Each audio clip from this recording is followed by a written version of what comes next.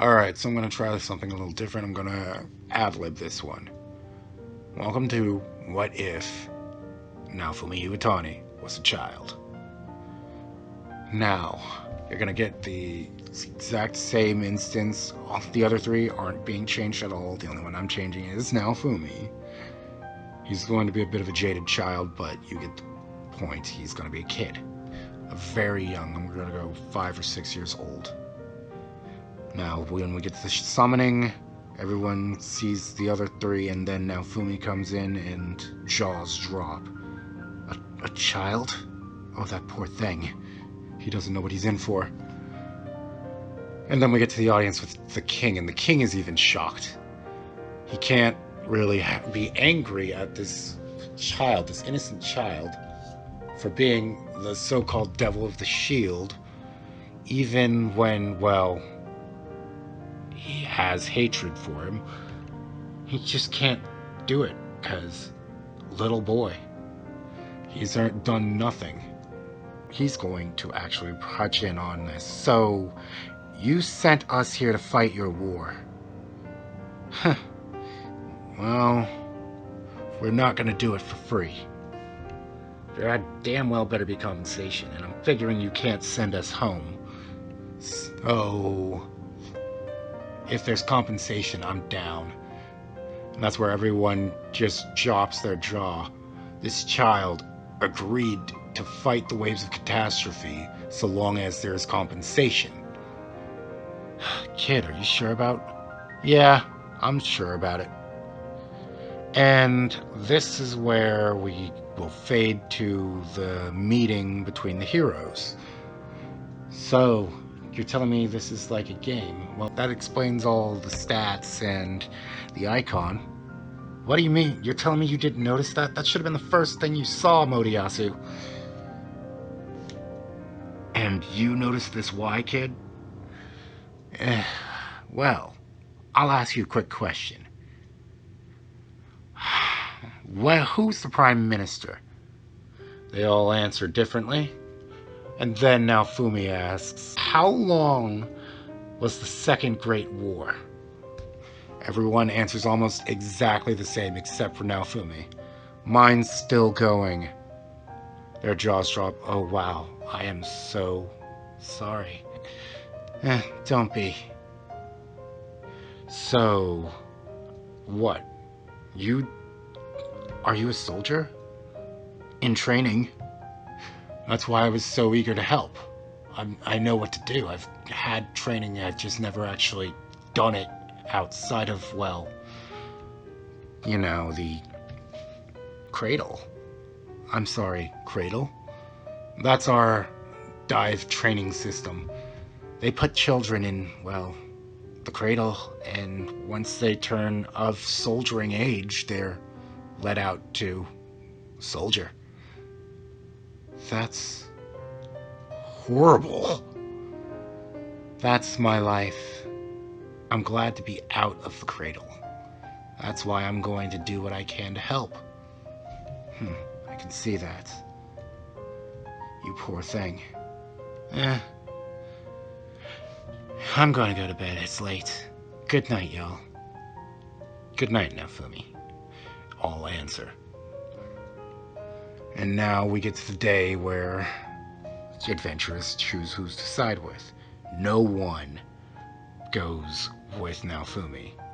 Really? You're going to let a child fight alone? This was coming straight from mine. She was, yes, I know mine's a bad person, but she was straight up disgusted that no one was going to help this child. So she actually genuinely decided to help Naofumi. I know what you are all thinking. What the hell, isn't but no. Mine is still very much the bitch that you know and love her to be. It's just she does have standards, and letting a child risk their lives without help, that's where she's gonna draw the line. Mine steps up. No one else joins them, except a few burly types. Now we get to the popping of the balloons. Looks like mine's about to be attacked by something that was not a balloon. In comes a wolf. Naofumi yells switch. He teleports right to where mine was. Shield bashes the wolf. Yells switch again. And mine slashes the wolf's head off. That was an intriguing skill, Naofumi. Thanks, Mom. Naofumi realizes what he just said. I'm sorry. No, she's giggling. Don't worry. Mommy's got more plans for you. And they continue to train for the day. Of course, Motoyasu saw that skill. Hey, that's a weird skill. Yeah, I've got a lot of different skills. Buffs, debuffs. That switch skill you saw, I think that's my mainstay. Well, I'm the shielder. It's my job to interrupt attacks and make openings for other people to attack. It's what I do. I am the phalanx, the immovable object. Immovable object, huh? What does that make me, the unstoppable force? Whatever you say, Motoyasu. And they part ways and continue to train. But now Naofumi has a taste for something that isn't balloons. Can we hunt more dangerous things? Mine is actually kind of worried by this. Are you sure? Yeah. I definitely want more of a challenge. Very well. We'll give it a few days' time. Alright. And Naofumi goes out into the woods the next day. Mine goes with him. They had gotten rid of the thugs after realizing that they were not being useful at all. This is where Naofumi accidentally discovers the plant shield. Huh. Intriguing. So, I can call upon different abilities of different shields so long as I master them. Cool. He continues to max out the plant shield and use it the same way Naofumi did. Canon Naofumi. Now, this is where mine's getting intrigued. Wow, we can make a killing off that. Yes, we could. Let's go this way, Mommy. It's just calling her that now without even hesitation. So, I'm going to give you guys a little tidbit. He's calling her that for a reason. Mine looks dead on almost like his mother, minus the, well, red hair. And that's why. And she's seen this locket, she knows that, and she's just going to let the child live his lie. This is what she thinks as his coping mechanism, and she's going to let him have it. Now we get to that fateful day where, yes, I'm making this day a little later, where mine would have betrayed Canon Naofumi. However, that's not going to work here because Naofumi is a child. So we're going to go an entirely different route. She grabs him, a filthy Naofumi, tosses him in the bath. It's like, you, bath, now! She was getting sick and tired of smelling him. But I don't want it. You're taking a bath. And she joins him, removes everything, and just gets in the bath with him. There, are you happy now that I'm here with you? And the night they end with supper and sleep. Gets to the morning, and of course there's no guard, no scene, because that really wouldn't have worked. If you're wondering what mine's thinking, she's gotten attached to the boy in the week's time that she's had him. This specific mine, I'm gonna say, can't have children. So, this child, who is in her life now, and is actively calling her mommy, is giving her something she didn't even know she wanted. A family. Which is why she's not going to screw him over. Now what she is going to do is use her manipulative ways to make sure that Naofumi's taken care of. She's every much a bitch that we know bitch to be. But she's going to direct that in a way that's going to help Naofumi. Even as much as to get him another member of the team. This is where Naofumi comes up with an idea. I want to find someone that can't betray us, Mommy. Well, dear, that sounds like a slave. Slavery? Gross. Maybe so, but if you want someone that's not going to betray you, that's what you need. Naofumi's going to go walking, alone. It's at this point where Naofumi gets attacked by some would-be... Well, you know the guys that Naofumi tried to enlist? Yeah, he gets attacked by those guys after he says, yeah, no, to enlisting them. So we're gonna go with that. And he defends himself excessively, using buff and debuff skills aplenty. He even casts silence on the idiots so they wouldn't, well, cause much ruckus. He'd cast haste on himself and found out that he had a very, very high affinity for, this is another change, shadow magic.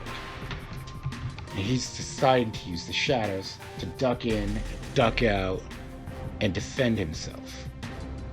He's using his shield, and he's going in for the shield bash. He's still got balloons on him, so he uses them. And then everyone just runs away. You're a monster! Monster? Whatever you say. Nice work, my boy. Nice work indeed. So, I heard you muttering earlier about wanting a warrior. I've got the perfect thing for you. Okay, I'll see what you're selling. Of course, a shadow is following him at all times. He doesn't know that at the moment. But let's say that one is following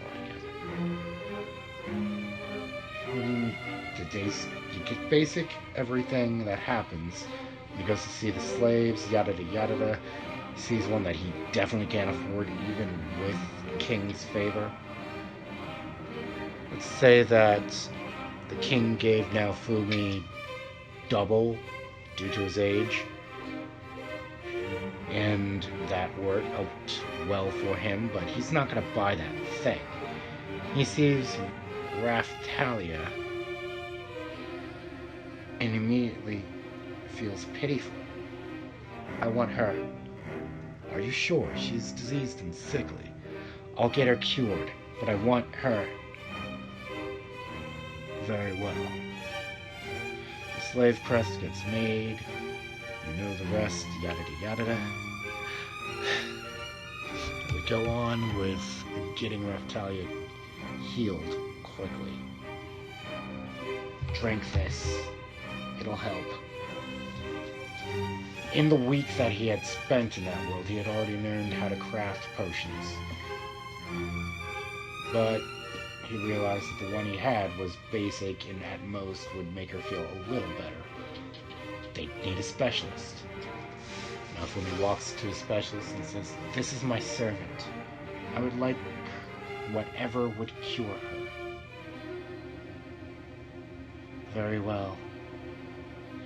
Hands her a potion of, I'm going to say, essentially greater restoration. I'm going to use a lot of D&D terms since the world of that Mel remarks in is essentially a big game, and I'm seeing a lot of D&D elements there. So we're going to say it's a potion of greater healing. Something that Naofumi cannot make at the moment. And what that does is essentially allows her to heal, but it's not just sickliness that was wrong with Raphtalia. She was also immensely fatigued. So it's going to take TLC. When Naofumi returns home with Raphtalia, and he's already fully decked her out in, well, the clothes that you see young Raphtalia in, and in a better sword. Short sword, but still a better sword. Mine is kind of, how do I say this, outraged. Why would you bring a beastkin? I'm equal opportunity. And besides, can you go over? He casts a bubble of silence. Pure shadow. Wow, how'd you do that? I figured out that I have a knack for healing and shadow magic. Ooh, that'll come in handy. Indeed it will. Now, we can't be heard in this shroud. Raphtalia, I found out her name was, is going to be very, very endeared to me for even taking the time to heal her to make sure she's safe. I don't want a slave. I don't want a zealot. I want a knight. She will be that knight. I think I'm rubbing off on you, dear. Of course you are, Mommy. Of course you are. I guess that's a good thing. Depends on who you ask. So, we're gonna ready her for the waves of catastrophe. And that's going to be the fun part.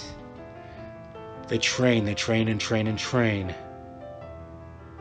And then Mine's not happy about Raphtalia, but she sees Raphtalia as a necessary evil to make Naofumi feel safe. So she allows it.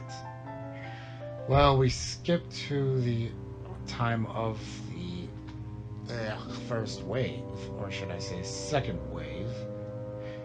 And that goes on almost exactly as canon, only with the addition of mine. Let's work for Raphtalia and Naofumi. Mine doesn't 100% trust, or rather feel happy with Raphtalia, but she trusts that she'll keep him safe. That's all. She'll keep this boy that she's beginning to feel like the lie that he's living with her is becoming true. Now, they slay a lot. Mine sees firsthand how useless the guard was and gives them a big tongue lashing. My father will hear of this. Let's go, Naofumi. I'm sure that the others would need our help. Actually, no. I think they got it. Let's bunker down here and make sure this town stays safe. Thank you, Lord Shield Hero. Oh, it's not a problem. Just doing my job. And that's where we're gonna leave it. This was actually the first thing I ever recorded. I thought I'd post it to show myself and you all how I've grown over the month. And when I say record, I mean my audio, not the music. Let me be clear, there were so many pregnant pauses that editing this was a nightmare, which is why I script.